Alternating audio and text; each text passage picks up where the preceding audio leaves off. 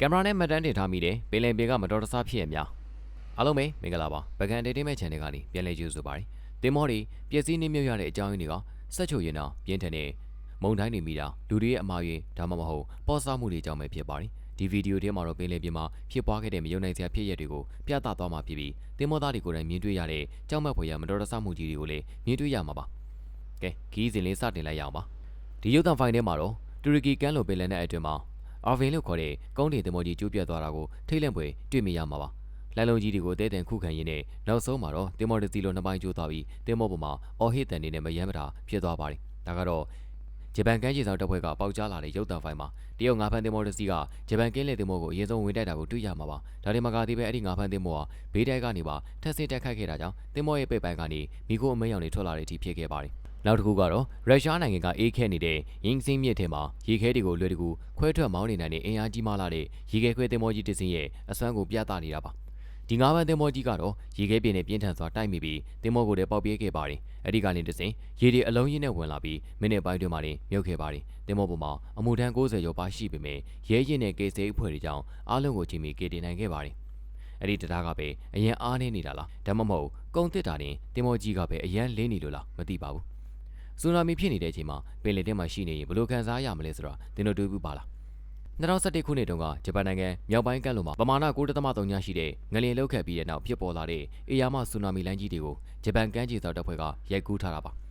ါဖြတ်သင်္ဘောတစ်စီးကိုရိုက်ခတ်နေတဲ့လှိုင်းလုံးကြီးတွေကြားထဲမှာပဲလေယာဉ်တင်သင်္ဘောကြီးတစ်စီးကဘာမှမဖြစ်တယ်လို့တည်ငြိမ်စွာဖြတ်တန်းသွားတာဟာတကယ်ကိုအံ့ဩစရာပါအရင်ခေတ်က Viking တွေနဲ့ပင်လယ်ဓမြတွေဟာအခုလိုရာသီဥတုမျိုးမှာတစ်သားသင်္ဘောလေးတွေနဲ့ဘလောက်တောင်ရဲရဲဝုန်းဝုန်းဖြတ်တန်းကြမလဲဆိုတာမှန်းဆကြည့်အောင်နဲ့တင်ကြောက်စရာပါပဲဒီငါးပန်းသမားတွေဆိုရင်လည်းလှိုင်းလုံးကြီးတစ်ခုရဲ့ဝါမျိုးချင်းကိုခံရတော့မယ့်အခြေအနေနဲ့အနီးကပ်ဆုံးဖြစ်ပါတယ်ဒါပေမဲ့သူတို့ရဲ့လေမြဲနဲ့ဆုံးဖြတ်ချက်နဲ့လူဝင်အားကိုတုံးပြီးတင်မောမတိတ်မအောင်အချိန်မီထိနိုင်ခဲ့လို့အသက်ဘေးကလွတ်မြောက်ခဲ့ပါတယ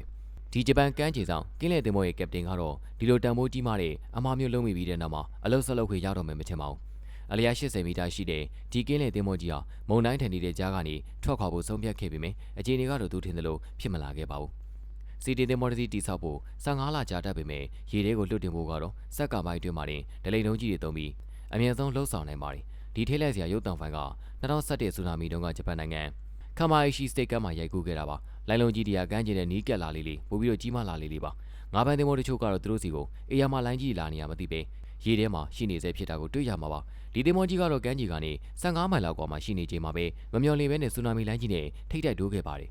ဒါကြီးမားတဲ့ဘေးအန္တရာယ်မဖြစ်ပွားခင်လေးမှာကြုံတွေ့ခဲ့ရတဲ့အခိုက်အတန့်မှာပဲ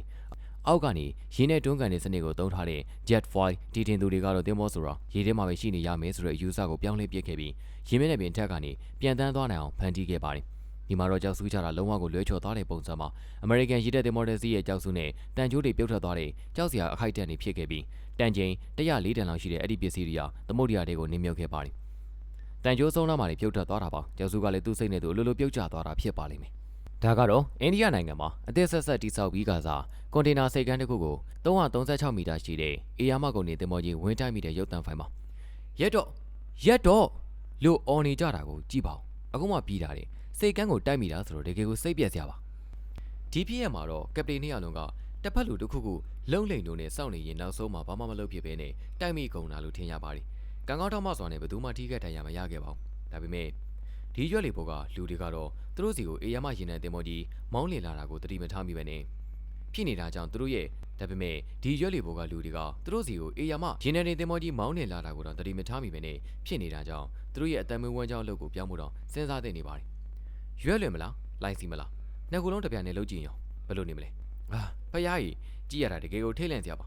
ဒီလူတွေကတော့ဒေါသထွက်နေတဲ့ပင်နဲ့ပြင်းတွေကိုကိုယ်သဘောနဲ့ကိုစဉ်းစားကြတာဆိုတော့ကဘာပေါ်မှာအရင်ရင်ဆုံးလူသားတွေတဲကအပါဝင်ဖြစ်မှာပါတင်ရောအခုလိုမျိုးလုပ်ရဲပါလားကွန်မန့်မှာပြောခဲ့ပေးပါဦးဒါကတော့ဆွဲသေးမော်ဒီဘာကြောင့်လိုအပ်တယ်လဲဆိုတဲ့အချက်ကိုအတိအကျပြသနေတာပါဒီကိုနေနာသင်းမောကြီးတွေအတွက်ကတော့မုံတိုင်းကခန္ဓာရင်ထက်ပိုပြီးတော့ပြင်းထန်ပါတယ်အဲဒါကြောင့်တင်မောဘော်ကကိုဒီနာအလုံး150လောက်ပြိုကျကုန်ပြီးအဲ့ဒါတွေကိုပြန်ကယ်တင်ဖို့တော်တော်လေးကိုခန်းစားခဲ့ရတာတွေ့နေပါတယ်ဒါကတော့တင်းနှန်းသားတစ်ကို3မိနစ်လောက်တယောက်တည်းထားခဲ့ရင်ဘာလို့ဖြစ်မလဲဆိုတာပါပဲကိုဒီနာကိုနောက်တွဲရင်နဲ့ချိန်ထားတဲ့တော့ကိုအချိန်မီမဖြုတ်လိုက်နိုင်တာကြောင့်ကွန်တိန်နာနဲ့အတူကားကောင်းကြီးပါအပေါ်ကိုမြောက်တက်သွားခဲ့ပါတယ်လေယာဉ်နဲ့ကြောက်ပောက်ကွဲတာမျိုးကိုတော့တင်မြင်မှုပါလားကုန်တင်တွဲတွေပေါ်မှာကုန်စီတွေကိုမညီမညာနဲ့အလေးချိန်ပိုတင်ဘာဖြစ်မလဲဆိုတာ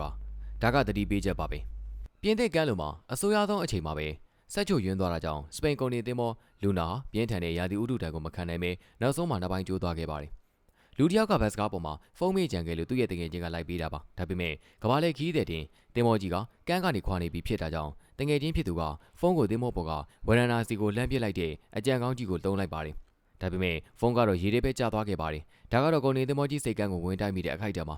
တင်မောကြောက်စူးကြိုးကိုဖျက်ဖို့အတွက်အခုလိုဝင်တိုက်ပြီးမှခွာတာမျိုးကတော့အန်ဒီရဲ့အကင်းဆုံးနီးလန်းမဟုတ်တာတော့သိကြပါတယ်2020ခုနှစ်မှာစတယ်လာဘန်နာလို့ခေါ်တဲ့အေယာမရေနံတင်တင်မောကြီးတောင်တင်ပြီးတော့ရေထဲကိုဘေးတိုက်တိမ်းဆောင်သွားခဲ့ပါတယ်အမှုထမ်းတွေကိုဘေးကင်းရရွှေ့ပြောင်းပေးခဲ့ပြီးကယ်ဆယ်ရေးအဖွဲ့ကစီးတန်ချိန်3500နဲ့တန်သက်တူရိုင်းတန်ချိန်2,900,000ကိုဖေရှားနိုင်ဖို့တင်မောကိုပြန်လည်ဖော်ယူခဲ့ပါတယ်ဒါပေမဲ့နောက်ပိုင်းမှာတင်မောကိုပြန်ပြင်ဖို့မဖြစ်နိုင်လို့ဘူးလို့ဆုံးဖြတ်ခဲ့တာကြောင့်တမင်တကာနှင်းမြုပ်ပြက်စီးလိုက်တဲ့မြေငွေကတော့တကယ်ကိုအံ့ဩစရာပါ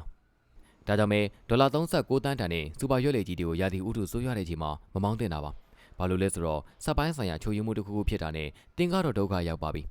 ဒီရုပ်တံဖိုင်ထဲမှာဂရီကန်လုံမှာတင်မောကြီးပေးတဲ့တိန်းဆောင်နေပြီးနှင်းမြုပ်လိုနေပါဖြစ်နေတာတွေ့ရပါတယ်။ကံကောင်းလို့ကယ်ဆယ်ရေးဖွဲ့ဝင်တွေချိန်မီရောက်လာပြီးလူတွေကိုကယ်တင်နိုင်ခဲ့ပါတယ်။အကယ်၍တင်ကလှိုင်းစည်းကျင်နေဆိုရင်တော့ငါးပန်းတင်မောထဲမှာမဟုတ်ပဲလှိုင်းစည်းပြင်ပြပေါ်မှာပဲစီးပို့တဲ့သေးကြောင်လုပ်ပါအောင်။ကံကောင်းတာကတော့အနီးနားကလေးတရားသူတို့ကိုကူညီဖို့ချင်းချင်းရောက်လာကြလို့အားလုံးပေးကင်းခဲ့ပါတယ်။တင်မောစီးနေကြုံတွေ့ရနိုင်တဲ့အဆိုးရွားဆုံးအရာဟာရာသီဥတုဆိုးရွားတာတခုတည်းမဟုတ်ပါဘူး။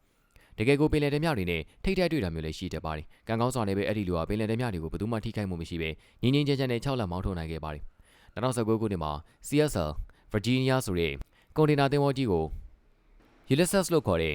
ဂရိုသင်္ဘောကဝင်တိုက်ခဲ့ပါတယ်။ဘာဖြစ်လို့လဲဆိုတော့ဂရိုသင်္ဘောရဲ့ကပတိန်ကဖုန်းပြောဖို့ပဲအလုပ်ရှုပ်နေလို့ပါ။ဒီမတော်တဆမှုကြောင့်အနီးနားကကမ်းခြေတွေစီရေနံစိမ့်တွေအများများယူစိမ့်ထွက်ကုန်ပါတယ်။သင်္ဘောနဲ့စီကိုပြန်ခွဲထုတ်နိုင်ဖို့9ရက်လောက်ကြာခဲ့ရပြီးပျက်စီးဆုံးရှုံးမှုတန်ဖိုးကဒေါ်လာဘီလီယံနဲ့ချီရှိပါတယ်။2018ခုနှစ်တုန်းကနော်မန်ဒီကမ်းလွန်မှာတကယ့်ကိုတိုက်ပွဲကြီးတစ်ပွဲဖြစ်ခဲ့ပါတယ်။အင်္ဂလိပ်ရေလက်ကြားမှာကမာကောင်ဖမ်းနေတဲ့ပြည်ထောင်သင်္ဘောတွေကိုပြင်းသစ်ငါးဖမ်းလေ40ကဝိုင်းပြီးတော့တိုက်ခတ်ခဲ့တာပါ။ပြည်ထောင်လူမျိုးတွေကဒီနေရာမှာငါးဖမ်းခွင့်ရှိတယ်လို့ဆိုခဲ့ပေမဲ့လည်းပြင်းသစ်တွေဘက်ကတော့ဗီဒီနီယာစီကန်းချက်တဲ့အကုန်ချိုးဖောက်နေပြီးတပတ်ခုနှစ်ရက်လုံးလုံးပိုက်စစ်တိုက်ဖမ်းယူနေကြတယ်လို့ဆိုဆဲပါတယ်။ဩဂတ်စ်လကုန်ပိုင်းမှာငါးဖမ်းသမားတွေကတယောက်နဲ့တယောက်ကြောက်ခဲ့တယ်မိโกပုံးတွေနဲ့ပြစ်ပေါက်ကြပြီးမိကြီးတွေနဲ့မှပြစ်ခဲ့ကြပါတယ်။ဘယ်သူမှတရားမရခဲ့ပေမဲ့ဗီဒီနီကတော့မှန်နေခွေပြီးအိမ်ပြန်ခဲ့ပါတယ်။နောက်ပိုင်းမှာတော့ပြည်သစ်အစိုးရကဒီပြဿနာကိုစစ်ခုံရုပ်တည်တင်ဖို့ချင်းချောက်ခဲ့ပေမဲ့ဗီဒီနိုဘက်ကတော့ဒါဟာပြည်သစ်တွေရဲ့ပင်လယ်ဓမြဆိုင်တဲ့လုပ်ရက်ပဲလို့တုံ့ပြန်ခဲ့ပါတယ်။အကယ်၍တင်ဟာပျော်စရာကောင်းတဲ့တင်မော်ခီးစဉ်တခုရောက်နေတယ်ဆိုရင်အခုမြင်နေရတဲ့လူလိုမျိုးတော့မလုပ်လိုက်ပါနဲ့။ကဲဗီဒီယိုမပိတ်နေအောင်တော့ကျွန်တော်ရဲ့ဗီဒီယိုကိုနှစ်သက်တယ်ဆိုရင်အခုပဲ subscribe လုပ်ပြီးခေါင်းလောင်းလေးကို